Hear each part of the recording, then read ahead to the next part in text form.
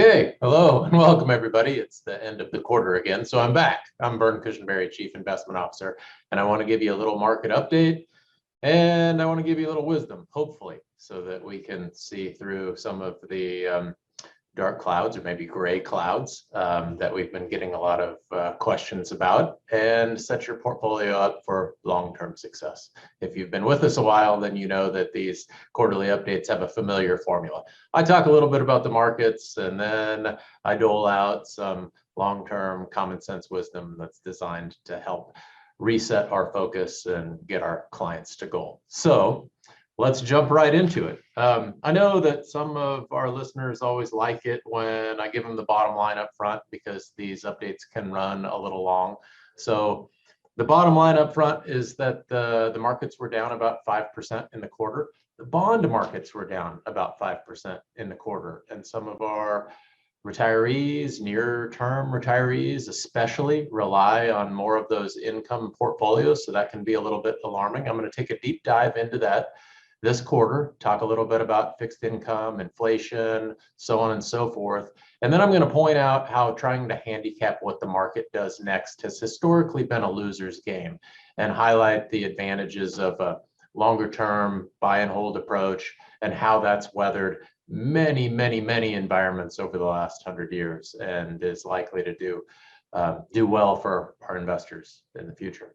I'm going to touch on oil. I'm going to touch on inflation. I'm going to touch on the war in Ukraine, talk about some of those charts, and then segue to, let's see, what else is a little bit about the dollar, and that'll about wrap it up.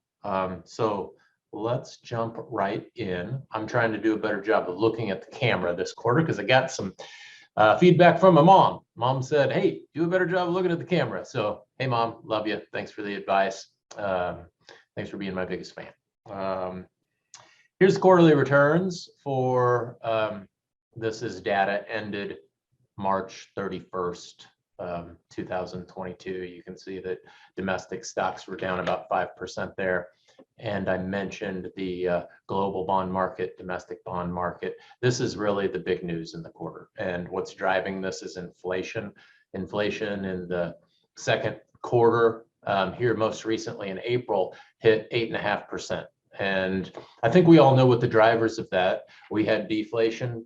We had deflationary stresses on the system during COVID that nearly shut down our economy. We had huge stimulus. We had supply chain constriction. So we had a supply crunch. We weren't getting as much supply into the market for nearly all goods and services. And then we had our government stimulate in the wake of that. So we had nearly $4 trillion in currency that was pushed out into our economy in a variety of different ways, variety of different mechanisms. More currency creates demand. So we had a supply crunch and increased demand.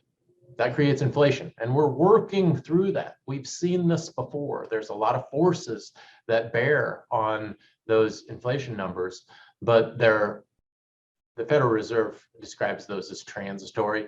It's just a question of how transitory. How quickly do we work through those? Does it take months? Does it take quarters? Does it take years? Some of those forces will relieve themselves inside of the next few months or a few quarters. Others, it's going to take longer, but we have a playbook for this, and we absolutely will get through it. So let me jump to, excuse me while I check my notes here. I always have way too many slides than can be shared in a quick presentation. So I highlight a few, and I try to pick different slides every quarter so I can give you all a good perspective on the markets if you join me every quarter. So I want to go down here to slide number 15. And let's see here. Slide number 16, excuse me. And I meet quarterly with I meet weekly with our investment management team, but quarterly we all get together and we share notes about what we're hearing from our clients, what some of the concerns are, questions are, hot topics, and I try to address some of those. And when we got together this quarter, I was specifically asked for this chart, meaning I think it would be a good time to review this, because in the quarter, we were very briefly down 13%. We hit 13% down and then bounced off that low very quickly. Well, that identifies in technical speak what the market thinks of as a quote unquote correction. If we had slid to a 20% decline, that would have indicated a quote unquote bear market territory. These thresholds are arbitrary, but they're meaningful when we look back at history, and that's what this chart does. And we can see here that going all the way back to 1980, what you're looking at in gray is how the market finished up year over year. So from January 1 to December 31st, 1980, the market was up 26%. You can see that last year it was up 27%, not too bad. Well, these red numbers at the bottom are the maximum drawdown during that 12-month period of time. So you can see that in almost every year, even in 1980, the market was down 17%. And the general drawdown, if you look back over this period of time, is an average of 14%.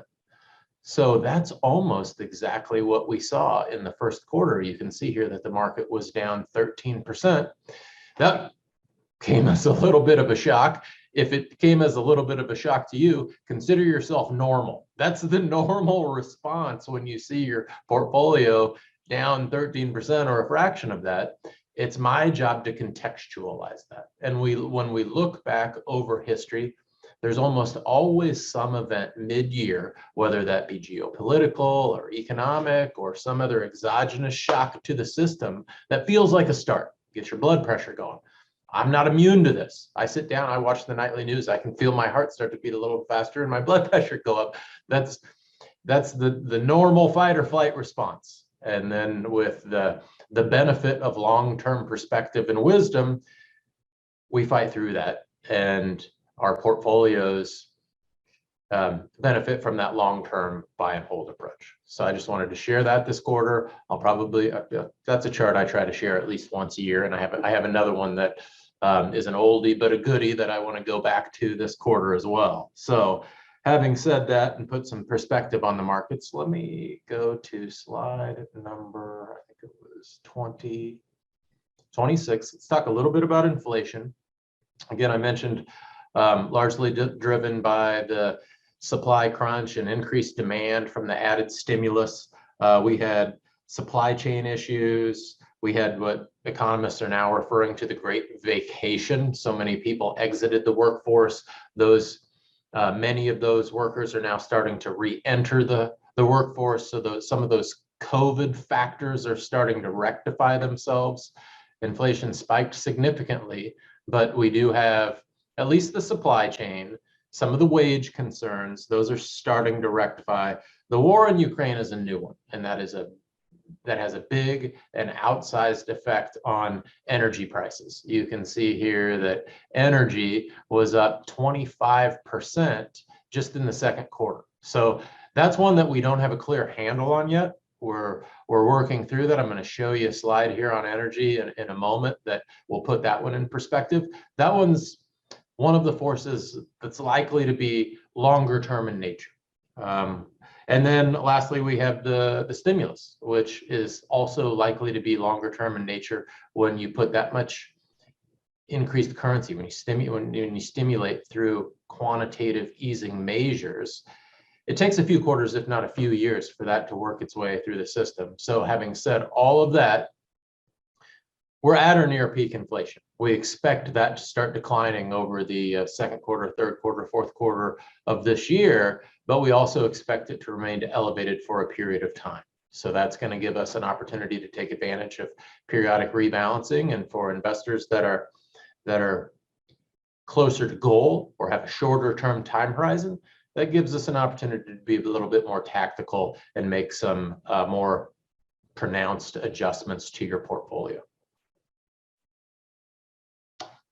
I've mentioned this before, but I thought it was worth mentioning again. When you think about inflation over the longer term, there are some secular forces that are helping to tamp that down. Primarily demographics. We have the largest, or now second largest generation in the baby boomers. I think the millennials are actually a little bit larger, but the baby boomers are entering retirement. When you enter retirement, typically you decrease spending a little bit. That takes a lot of demand out of the economy. that demand reduction helps keep inflation in check. We also have technology that's a mitigating force and has been for a long time. As technology enters into every industry, it has a tendency to increase productivity, which puts more goods into the marketplace, more goods and services into the marketplace, and greater supply is a mitigating factor to inflation. And then lastly, we have globalization. We still have nearly 3 billion people on the planet that are at or near that poverty line, trying to claw themselves out of that circumstance, which is a mitigating force on global inflation. Globalization is, you could argue that it has been paused by this war in Ukraine, and that argument has some merit. So we're paying very close attention to that, as you would expect. Okay, let me move on to slide number 28 here, and I want to talk a little bit about the dollar. You can see that this quarter, the dollar has rallied. Anytime we have geopolitical unrest on a global basis, it's not uncommon for the dollar to rally, because the United States is one of the biggest trading partners of the world and largely seen as one of the most trustworthy counterparties in the world, which is why we print the world's reserve currency. And when we see any unrest on a global basis, the dollar typically rallies. Now, that also is a mitigating force when it comes to inflation, because the stronger the dollar is, the cheaper it is for us to buy and import foreign goods. So the war in Ukraine is likely a factor that will support and continue that trend over the longer term. We also see the Bank of England, the Bank of Japan, and the Chinese central bank stimulating their economies. And as they stimulate their economies with quantitative easing measures, the dollar is likely to rally in the face of that as we start to take some of those stimulus measures out of our economy. Makes the dollar look relatively more attractive. Our interest rates are rising. A higher interest rate relative to some of your trading partners makes our currency look more attractive, and that has tailwind effects for the dollar. So we're mindful of that. Okay, next slide. Here's oil. I mentioned I wanted to talk a little bit about oil. Look at Russia here. You can see that Russia produces about 11% of the world's total production. So that's very significant. The price of oil has gone from a low of $11.57 during the depths of COVID, now all the way up to over $100 per barrel as of the end of the quarter.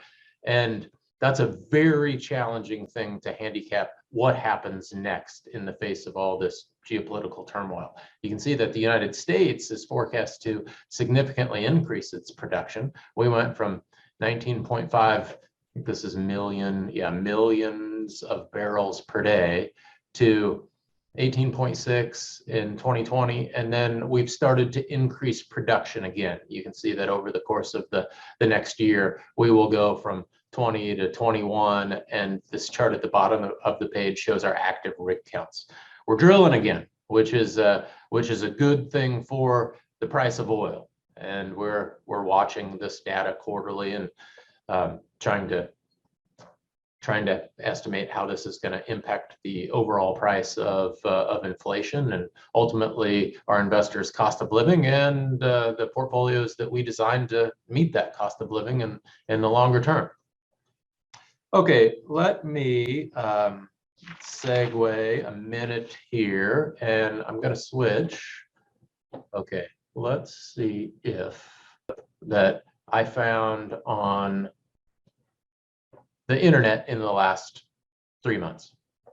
I monitor probably 3 dozen different blogs and news feeds and market sources of market commentary as you would expect. And one of my favorites is written by Barry Ritholtz. This is his blog here, and I flagged it this quarter. And let me just blow it up for you here, because this actually comes from a piece that was written by JP Morgan, I believe, and it talks about the accuracy of pundits' forecast. And I can shortcut it for you here. When you hear some talking head on CNBC parroting some economic data and then forecasting that the market is about to crash. Well, it would be wise to consider that if you take a measured look at all those forecasts over the past 1, 3, 5, 10, 15, and 20 years, almost none of them come to fruition. And the ones that do are like a broken clock being right twice a day. Because if you claim that the market is about to crash over a period of 15 years, you are going to be right sooner or later. And that's what we see when we look at some of the forecasts of the most widely followed and generally considered to be some of the most astute portfolio managers on Wall Street. And this just kind of shows the forecasts that some of them have made over the last 6 years, talking about how much risk is in the market. And then the market subsequently rallies, well, if you look at the last 5 or 6 years, over 100%. So you risk a lot as an investor if you choose to move your money to the sidelines, because it's not uncommon for the markets to behave with knee-jerk responses on the upside as soon as there's any clarity with regard to some of the risk that's embedded in the market. You can see here, here's just a simple spreadsheet laying out the date and this article calls it the Armageddonist, and then the quote of what they were forecasting and the inaccuracy of that. You know, here's Peter Schiff. What the Fed is doing is extremely bearish for the US economy.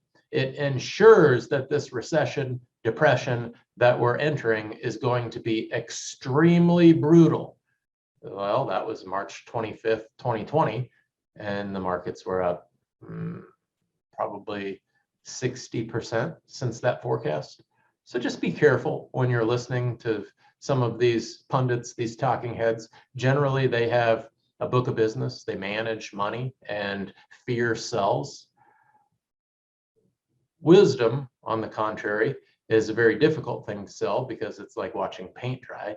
You know, how many times can you say the markets benefit, buy and hold investors? The temptation is to try to do a little bit better, but that temptation, again, hasn't historically worked out well for investors. So I want to leave you today with 2 final charts. We go down here to slide number 60. I was asked by one of our CFPs,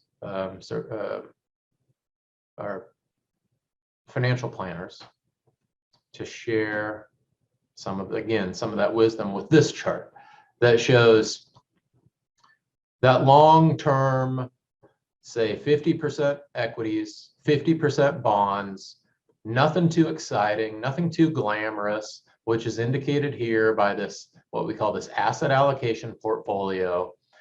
It's right in the middle. It's never going to be the highest performing asset class like emerging markets was in 2007. It's never going to be the lowest performing asset class like REITs were in 2007. It just kind of bounces around. You're always going to get something in the middle of the spectrum there. And what that does for you as an investor is that it allows you to benefit from that compound interest over time. And that's exhibited here in this chart, which is slide number 52, that shows the power of that approach. And that's in gray here, a 50% stock, 50% bond portfolio. Look at what happens to that portfolio over time. If we look at any 1-year period, and this is a period dating back to 1950. So in any 1-year period from 1950 to 2021, you see stocks in green fluctuate from down 39% to up 47%. You see bonds in blue, a little safer, fluctuate from down 8% to up 43%. Now, a 50-50 portfolio, which we just looked at on that prior slide, has fluctuated from down 15 to up 33. And that's what we've seen just in the first quarter of 2022. We saw the markets, that's equities, but bonds have been down about as much, down, at its trough, 15%. It's important to maintain focus on the time horizon that you have as an investor. If typically these funds are invested for retirement or for the long term. That gives us a 5-year, 10-year, sometimes 20 to 30-year time horizon. Well, as we pan out, in any 5-year period over that time span dating back to 1950, a 50-50 portfolio has never lost money. It has spanned from a 1% return on the low end to a 21% return on the high end. So if you have the message here is clear. If you have a 5-year time horizon, take a deep breath, consider this information. It should give you a little bit of perspective. It's never been the case since 1950 that portfolio has lost money over a 5-year time span. Pan out to 10-year, pan out to 20-year, the message just gets even more positive.